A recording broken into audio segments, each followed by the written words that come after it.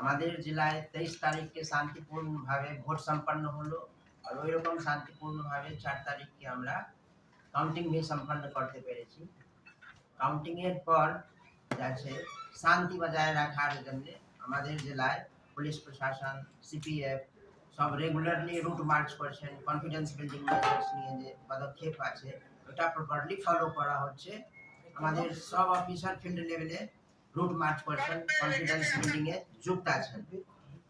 আমাদের জেলায় এখন পর্যন্ত সব শান্তিপূর্ণ চলছে। এই দু জায়গা ছিটপুট যে ঘটনা হয়েছে ওটা প্রম্পটলি পুলিশ প্রশাসন আর সিপিএফ গিয়ে ওকে সমাধান করে দিয়েছে। কারো কোনো রকম কিছু ইনজুরি হিংসা মেজর হিংসাকে কোনো খবর নেই।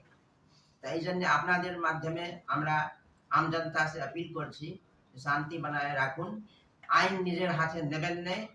কিছু অসুবিধা হলে ইমিডিয়েটলি আমাদেরকে জানান, আমরা সবাই আপনাদের পাশে আছি।